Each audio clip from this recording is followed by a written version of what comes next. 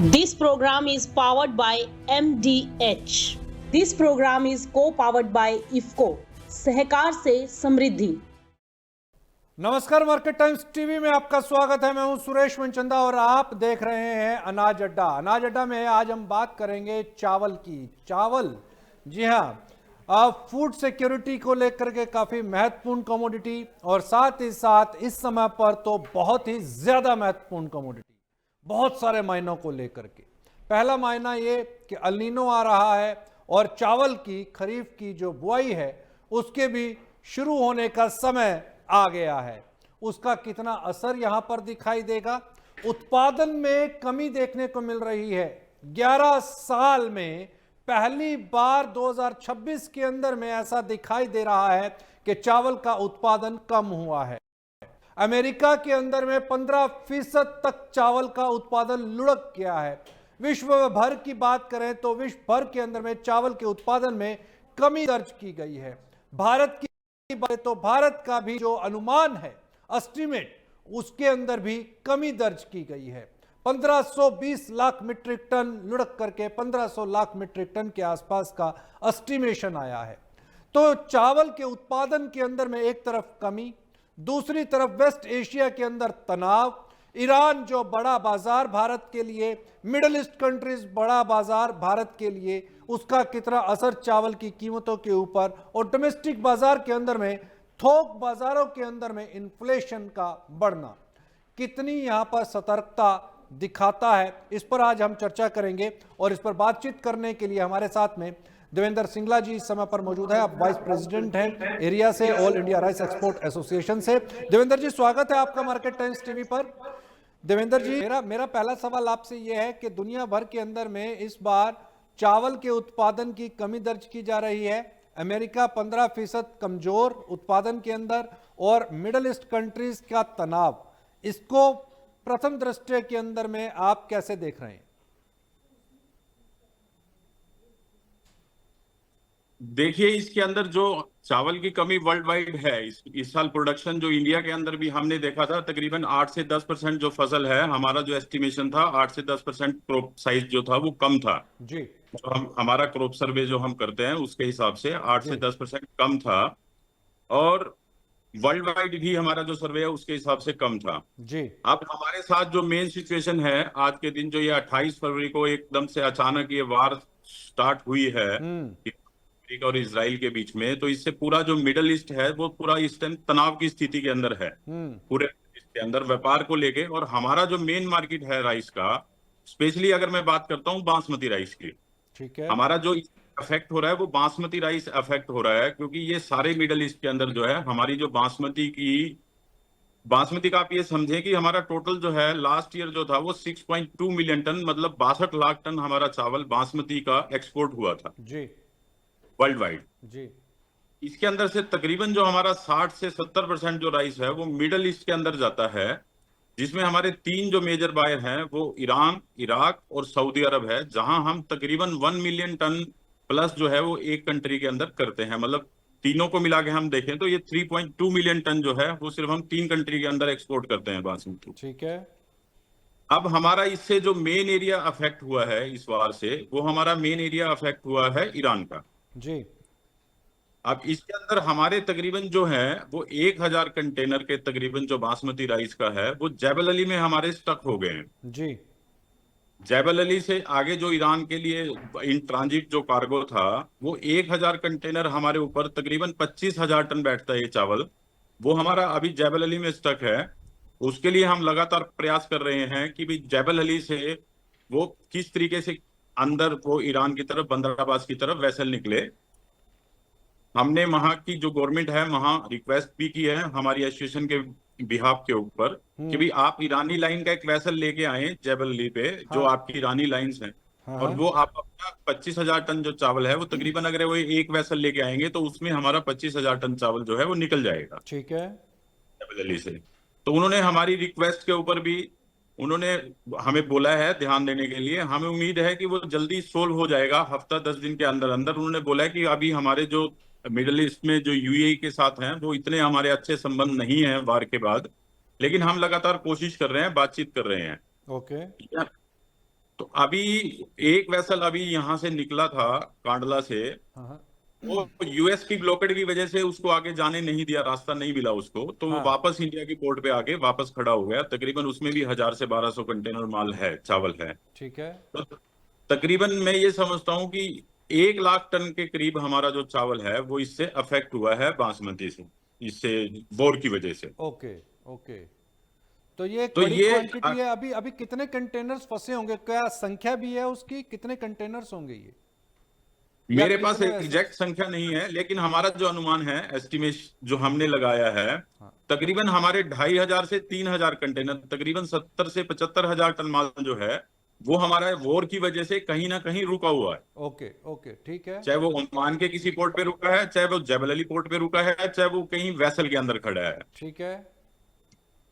तो आज तो सऊदी अरब जो प्रधानमंत्री दूसरा जी, हमारा, आज प्रधानमंत्री जी यूएई की यात्रा पर हैं, और जी क्या ये भी एक उसके अंदर में एक मुद्दा हो सकता है, चूंकि बहुत सारे कंटेनर्स जो हैं इधर उधर पोर्ट्स के ऊपर हैं, तो निश्चित तौर के ऊपर पे सरकार के ऊपर पे आपकी एसोसिएशन की तरफ से एक दबाव भी होगा कि कहीं कहीं, क्योंकि मेरी पंजाब राइस एसोसिएशन में भी बात हुई, छत्तीसगढ़ में भी बात हुई, झारखंड में भी बात हुई, तो जो चावल के जो निर्यातक है उन्होंने रिक्वेस्ट की है सरकार से कि ये जो अलग अलग लोकेशंस के ऊपर पे फंसे हुए कंटेनर हैं और शिपमेंट्स की वजह से जो दिक्कतें आ रही हैं, और शिपमेंट कंपनीज ने जो ओवरबर्डन डाला है कि इतने डॉलर आप मुझे एक्स्ट्रा दीजिए तब मैं एक पोर्ट से दूसरी पोर्ट पर आपका माल लेकर के जाऊंगा, तो इसके ऊपर पे क्या कोई सरकार की तरफ से भी आप लोगों को कोई आश्वासन दिया गया है क्या? इसके अंदर जो मैं आपको बताना चाहूंगा, जो हमारा 28 फरवरी को वार हमारा स्टार्ट हुआ है, जी। तो हम इसको लेके अपना जितना भी हमारा एजेंडा था, हम अपीडा के थ्रू हम मिले हैं। अपीडा के बाद हम ईसीजीसी जो हमारी एक गवर्नमेंट बॉडी है, हम उससे भी मिले हैं। हमारे डीजीएफटी हैं, वहां पे भी हमने रिक्वेस्ट की है। तो हमारी इस रिक्वेस्ट के ऊपर, एसोसिएशन के ऊपर, गवर्नमेंट ने एक 500 करोड़ रुपए का फंड रिलीज किया है ईसीजीसी को। ओके। उसके अंदर 28 फरवरी से पहले जितने आपके वेसल निकल चुके थे जिस दिन वार स्टार्ट हुई है, उसका जो भी कोई नुकसान एक्सपोर्टर को होगा, वो गवर्नमेंट की तरफ से ये हमारे पास ये आश्वासन है कि उतना नुकसान जो है वो 30 दिन के अंदर अंदर एक्सपोर्टर का जो जितना भी नुकसान है वो ईसीजीसी सेटल करेगा। तो ये तो बहुत चाहे बड़ी वो बात किसी, है। हाँ जी, इसके लिए हम सरकार का धन्यवाद भी करते हैं आपके चैनल के माध्यम से कि उन्होंने वक्त रहते ये कदम उठाए हैं, और जो चावल एक्सपोर्टर को जो एक अनचाहा नुकसान जो हो गया था, अनप्रडिक्टेबल जो नुकसान हो गया था, उसके अंदर कहीं ना कहीं इसकी भरपाई हो जाएगी। ठीक है। सरकार ने ये अच्छा कदम उठाया है, और इसके अंतर्गत जो कुछ एक्सपोर्टर भाइयों ने जो क्लेम ईसीजीसी में दिए हैं, मेरी नॉलेज के मुताबिक उसके अंदर से अभी तक कुछ एक्सपोर्टर के क्लेम एक्सेप्ट होके उनको पेमेंट मिल भी चुकी है। अरे बहुत बड़ी बात, ये बहुत बड़ी बात है, ये बहुत बड़ी राहत की बात है चावल इंडस्ट्री वालों के लिए, और खास तौर के ऊपर पे जो बासमती का काम कर रहे हैं उन चावल के निर्यातकों के लिए। ओवरऑल इस समय पर सिनेरियो अगर हम देखते हैं अंतर्राष्ट्रीय बाजारों के अंदर में, तो वो आपको क्या दिखाई देते हैं? क्योंकि बाजार देखिए 2 साल के बाद जो नॉन बासमती चावल है, जो टुकड़ा चावल है, उसका एक्सपोर्ट खुला। बासमती तो चलो पहले से ही हो रहा था, और एक राहत की उम्मीद जगी थी कि चावल की बाजार खुलेंगे और उसके अंदर में कीमतें जो हैं वो वापस से स्ट्रोंग होंगी। लेकिन बाजार के अंदर में हमने चावल की कीमतों को वापस नीचे आते हुए देखा। बासमती की कीमतें भी चावल की वो काफ़ी नीचे आई। पिछले साल की अगर हम बात करें तो बासमती चावल की कीमतें 120 रुपये प्रति किलो के पार चली गई थी। अभी के सिनेरियो के अंदर में हम 11, 21, 1509 की वैरायटीज़ के जो चावल हैं 14, 18, इनको किस नज़र से देख रहे हैं, और क्या आपको लगता है कि बाउंस बैक वापस से आएगा, डिमांड जनरेट होगी? मैं बासमती के बारे में आपको ये चीज कह सकता हूं कि बासमती का जो आज के दिन भी प्राइस है, हाँ, वो लास्ट ईयर के प्राइस से ऊंचा है। ओके ठीक है। जो आप बात कर रहे हैं 120 रुपए किलो, ये हमारे यहाँ इंडिया के अंदर आप ब्रांडेड चावल की बात कर रहे हैं, जो आपको रिटेल शॉप्स पे मिलता है, जो 1 किलो 2 किलो 5 किलो पैकिंग में होता है, वो एक ब्रांडेड चावल है। उसके ऊपर बहुत सारे उनके एक्सपेंसेस होते हैं। लेकिन मैं जो आपके साथ बात कर रहा हूँ, मैं होलसेल की बात कर रहा हूँ, जो हम एक्सपोर्ट करते हैं यहाँ से, इंडिया से। ठीक है। अगर हम उसकी तुलना करते हैं लास्ट ईयर से, इस साल जो हमें है वो दाम ज्यादा मिले हैं पिछले साल से। सिर्फ अभी थोड़ा सा जो है वो लगभग 5 से 7% का अभी कुछ नुकसान हुआ है इसके अंदर, प्राइस के अंदर। लेकिन इसका इसका भी नुकसान अगर हम इसको अगर कैलकुलेट करें, जो शिपिंग लाइन का भाड़ा जो था, मेन जो नुकसान हो रहा है वो शिपिंग लाइन के जो भाड़े हैं। जैसे आप हमारा एक डेस्टिनेशन है सऊदी अरब के अंदर जद्दा। सऊदी अरब के अंदर हमारे 2 पोर्ट हैं, एक दमाम है, दमाम हमारा हॉर्मुज के अंदर आ रहा है, तो इसलिए वो पोर्ट बिल्कुल बंद हो चुका है। ठीक है। और जो जद्दा पोर्ट है वो हमारा रेड सी के अंदर आता है। तो अभी जो सऊदी अरब की जितनी शिपमेंट है वो सारी हमारी वाया जद्दा जा रही है। ठीक है। तो पहले जो जद्दा का फ्रेट था यहां से पर कंटेनर का $650 का फ्रेट था इंडिया से, इंडिया कांडला मुंद्रा जो पोर्ट है हमारी, आज के दिन वो फ्रेट जो तकरीबन है वो $2300 का हो गया है। ओके। तो इसमें हमें $1600 पर कंटेनर के हिसाब से नुकसान है। तो इसमें अगर एक कंटेनर में 25 टन चावल आता है तो वो उसको अगर मैं कैलकुलेट करता हूं तो वो $60 पर टन के हिसाब से नुकसान है। ओके। $60 का मतलब हो गया ₹5 किलो। और उतना ही मार्केट के अंदर मंदा है आज के दिन, 4 से 5 रुपए की का बासमती के अंदर बैक आया है।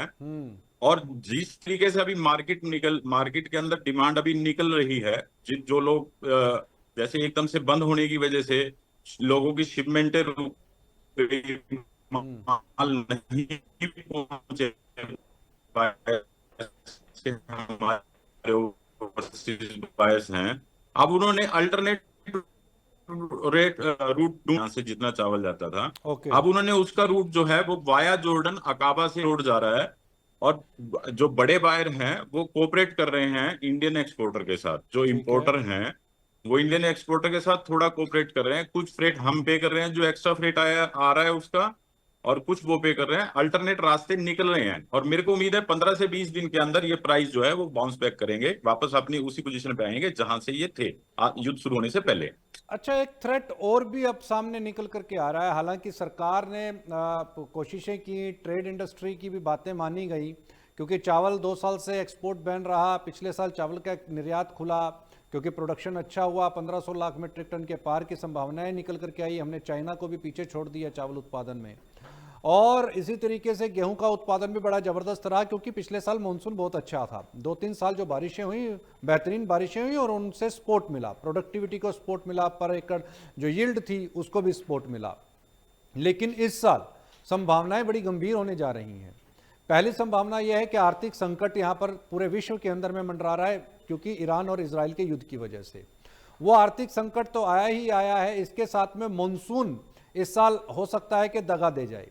अल नीनो का जो इम्पैक्ट है वो मई अंत के अंदर हिट कर जाएगा, और उसका जो प्रभाव है हम जुलाई और अगस्त की बारिशों के अंदर में देखेंगे। और सामान्य से कम बारिशें इस बार आंकी जा रही हैं। और सामान्य से कम बारिशों का से मेरा मतलब यह है कि बहुत सारे रीजन ऐसे होंगे जहां पर सूखे की भी संभावनाएं हो सकती हैं। तो अगर ऐसी स्थितियां पैदा होती हैं तो सरकार की फिर से पहली प्रायोरिटी होगी फूड सिक्योरिटी। और फूड सिक्योरिटी के अंदर में वापस से सरकार अनाज के एक्सपोर्ट की तरफ ध्यान दे सकती है, चूंकि ध्यान जैसा कि चीनी के ऊपर पे दिया है, चीनी का निर्यात जो है वो सितंबर तक बैन कर दिया गया है। क्या आपको लगता है कि इंडस्ट्री एक बार फिर से उस दोराहे पर आकर के और मुहाने पर आकर के खड़ी हो गई है, जहां पर सरकार की नीति एक बार फिर से चावल निर्यातकों के लिए और अनाज के निर्यातकों के लिए खतरनाक हो सकती है? मुझे नहीं लगता कि चावल के अंदर ऐसा कुछ होगा, क्योंकि इंडिया गवर्नमेंट के पास जो फूड सिक्योरिटी को लेके जो बफर स्टॉक है वो जो रिक्वायरमेंट है उससे तकरीबन 2 गुना है बफर स्टॉक जो है। तो मुझे नहीं लगता कि इंडिया चावल के ऊपर कोई ऐसा कदम उठाएगा कि भी वो उसको बैन करेगा। तो इंडस्ट्री को अभी ऐसा कोई इस तरह का कोई थ्रेट नहीं है कि भी सरकार की तरफ से इसका कोई एक्सपोर्ट बंद कर दिया जाएगा, क्योंकि हमारे पास जो स्टॉक है वो बफर स्टॉक जो नॉन बासमती का बेसिकली हमारे पास बफर स्टॉक होता है। तो अभी गवर्नमेंट के पूरे सभी गोडाउन फुल हैं, और अभी हमारी जो क्रॉप है वो क्रॉप भी अगले 3-4 महीने में आ जाएगी। जो नॉन बासमती की क्रॉप है वो सितंबर में शुरू हो जाती है। और तो मुझे नहीं लगता बासमती चावल की इस समय पर डिमांड कौन कौन से देशों से इस समय पर दिखाई दे रही है? बासमती चावल की डिमांड सभी कंट्रीज के अंदर है, इराक के अंदर भी है, सऊदी में भी है, ईरान के अंदर भी है। ईरान में सिर्फ मुश्किल ये आ रही है कि अभी उसका रूट नहीं बन रहा है। हाँ। हॉर्मुज के अंदर है, वो ईरान की तरफ से प्रॉब्लम है। हॉर्मुज के बाहर है, वो यूएसए ने ब्लॉकेट किया हुआ है। लेकिन वहां डिमांड जबरदस्त है। अगर वो कोई 2 दिन में, 4 दिन में, 10 दिन में अगर इसका समस्या का समाधान निकल जाता है, इंटरनेशनल कम्युनिटी अगर मिल बैठ के इसको निकल देती है, तो ये प्राइस जो है वो एकदम से ऊपर जाएगा। और इससे हम किसानों को आने वाले समय में भी हम किसानों को बहुत अच्छा रेट दे सकते हैं। क्या लगता है आपको कि ऊपर में अगर ये सामान्य स्थितियां रहती हैं और एक्सपोर्ट अच्छा खासा होता है जैसा कि आप बता रहे हैं, तो इंटरनेशनल मार्केट के अंदर में प्राइजेस क्या देख सकते हैं और डोमेस्टिक मार्केट के अंदर में प्राइजेस क्या देख सकते हैं? क्या यहां से 200-300-400 रुपए की तेजी संभावित नजर आती है आपको? अगर कोई पॉजिटिव रिस्पॉन्स अगर ये आता है इंटरनेशनल, उसमें अभी प्रॉब्लम है जो, तो उसमें ये पक्का है कि भी 5 रुपए किलो की तेजी अवश्य ही आएगी इसके अंदर। 5 रुपए की तेजी यहां पर दिखाई दे रही है। और जी इसके साथ साथ एक बड़ा इशू जो है चावल इंडस्ट्री को वो बड़ा फेस करना पड़ रहा है, वो है पेस्टिसाइड। तो बहुत सारे जी कंटेनर पेस्टिसाइड की वजह से भी रिजेक्ट हो जा रहे हैं। अभी हमने देखा जी कि चाइना ने भी 3 कंटेनर जो है वो जीएमओ कह करके रिजेक्ट कर दिए। हालांकि वो नॉन बासमती थे या बासमती थे, ये एक सवाल है, लेकिन जीएमओ कह करके उस चावल को रिजेक्ट कर दिया। क्या भारत के अंदर में जीएमओ वैरायटी से भी चावल की क्या खेती की जा रही है? नहीं जी, ये जो हुआ है ये कहीं ना कहीं कुछ गड़बड़ हुई है वहां पे। जो चाइना में तीन तीन या 4 कंटेनर मेरी भी नॉलेज में है जो रिजेक्ट हुए हैं वहां पे जीएमओ जी। की वजह से। लेकिन मैं आपको यकीन दिलाता हूँ, इंडिया के अंदर जीएमओ नाम की कोई चीज नहीं है राइस के अंदर। हाँ, तो वो यानी कहीं कि किसी जीएमओ लैब से कोई भारत के अंदर मिस्टेक तो हुई है। बैन है, वो और तो भारत में भारत तो। सरकार उसके ऊपर कदम ले रही है, भारत सरकार के संज्ञान में है वो। भारत सरकार ने अपना जो भी उनके साथ वार्ता है वो कंटिन्यू है। इंडिया के अंदर जीएमओ राइस नहीं होता है। एक और सवाल, चूंकि एरिया से आप बिलोंग कर रहे हैं all India rice exporter association से, तो जी क्या यहां पर हम ये देख रहे हैं कि जो राइस इंडस्ट्री का जो शिफ्टिंग है वो अब हरियाणा बेल्ट से निकल करके मध्य प्रदेश की तरफ मूव कर रहा है और मध्य प्रदेश का जो चावल है उसको एक्सपोर्ट करने की कोशिश हो रही है? क्या यहां पर जो ज्योग्राफी है चावल की और बॉल की, कि बासमती की बॉल जो मानी जाती है ये टुवर्ड्स हरियाणा और पंजाब की बेल्ट मानी जाती है, क्या ये यहां से शिफ्ट हो रहे हैं मध्य प्रदेश? नहीं, एक्सपोर्ट में तो नहीं है ऐसा कुछ। एक्सपोर्ट में तो जो हमारा जीआई एरिया है, जो हमारे 7 स्टेट हैं, एक्सपोर्ट के अंदर तो उस वही माल जा रहा है। लेकिन जो मध्य प्रदेश है या जहां पे कुछ एक बासमती की वैरायटी है लेकिन अभी तक उनको बासमती की अप्रूवल नहीं है, वो कुछ इंडिया के डोमेस्टिक मार्केट के अंदर वो चल रही हैं। ओके। एक्सपोर्ट के अंदर तो जो आज के दिन भी जो पूरा होल्ड है वो हरियाणा, पंजाब, उत्तर प्रदेश का जो हमारा जीआई एरिया है वहीं से हम सारा एक्सपोर्ट कर रहे हैं। और बीइंग एसोसिएशन, पेस्टिसाइड के इशू को आप किस तरीके से टैकल कर रहे हैं? बीइंग एजुकेशन, हम जो पेस्टिसाइड का है वो हमने बहुत हाई लेवल के ऊपर ये सरकार के संज्ञान में लेके आए हैं। हमने उनको कुछ एक जो पेस्टिसाइड हैं, हमने उनको बोला है कि भाई सरकार से हमने अपनी मांग रखी है कि जो ये पेस्टिसाइड कंपनीज हैं, आप इनको, जो इनका एक पैकिंग होती है, बल्क पैकिंग की बजाय, हमारे जो फार्मर हैं इतने एजुकेटेड नहीं हैं। आज के दिन बहुत सारे एजुकेटेड हैं लेकिन अभी भी सभी एजुकेटेड नहीं हैं। हमने ये मांग रखी है कि आप 1 एकड़ के हिसाब से पैकिंग दें ताकि किसान को ये पता हो कि मेरे को इतनी ही पेस्टिसाइड जो है ना वो 1 एकड़ में डालनी है। अभी क्या होता है, 5 लीटर की पैकिंग वो दे देते हैं, उसके अंदर से उसको किसान को पता नहीं होता हमें कितनी डालनी है। जहां 100 ग्राम दवाई डालनी है वो 200 डाल देता है, तो उससे पेस्टिसाइड का इश्यू आ जाता है। तो हमारी ये कोशिश है कि भाई हम उसको एक ऐसी पैकिंग लेके आए जो कि पर एकड़ के हिसाब से पैकिंग हो, ताकि किसान को उसके अंदर आसानी हो। उससे हमारा बहुत सारा जो मसला है, ये पेस्टिसाइड के जो इश्यू आते हैं कुछ एक कंट्रीज के अंदर से, वो हमारा सोल्व हो जाएगा। दूसरा, इसके अलावा हमारी बहुत सारी वर्कशॉप होती है एसोसिएशन की तरफ से। हम जगह जगह बहुत सारे गांवों के अंदर जाके, सरपंच जितने भी गांवों के हैं उनसे मिलके हम किसानों को जागरूक करने की कोशिश कर रहे हैं कि ये जो पेस्टिसाइड है आप इसका इस्तेमाल कम कीजिए। जितना आप कर रहे हैं वो गलत कर रहे हैं, आपको इतने की जरूरत नहीं है। इससे आपकी फसल की कीमत भी बढ़ रही है और फसल के दाम भी आपको पेस्टिसाइड ज्यादा होने की वजह से कम मिल रहे हैं। तो किसान कुछ जागरूक हो रहा है।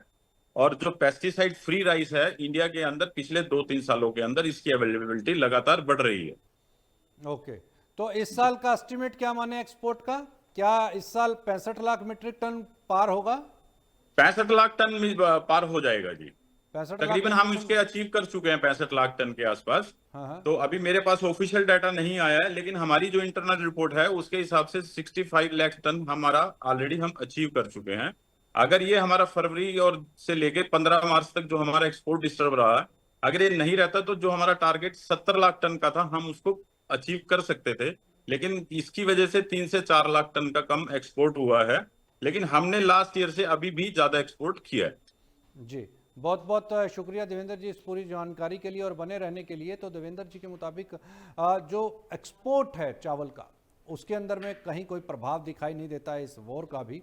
और यहाँ पर जो लक्ष्य है 70 लाख मीट्रिक टन, उसको अचीव करने की कोशिश है। 65 लाख मीट्रिक टन के आसपास के लक्ष्य जो हैं वो पूरे कर लिए गए हैं। पिछले साल 62 लाख मीट्रिक टन के आसपास का एक्सपोर्ट था, अभी 70 लाख मीट्रिक टन के आसपास उसको अचीव करने की यहाँ पर कोशिश है। और दूसरी सबसे महत्वपूर्ण चीज़ कि यहाँ पर प्राइजेस भी इंक्रीज कर सकते हैं, बासमती चावल की कीमतों में इजाफा दर्ज किया जा सकता है और 5 से 7 रुपए की तेजी देखी जा सकती है। कहीं मत जाएं, देखते रहे मार्केट टाइम्स टीवी, क्योंकि इसी तरह की जानकारियों का सिलसिला जारी है। This programme is powered by MDH। This programme is co powered by IFFCO, सहकार से समृद्धि।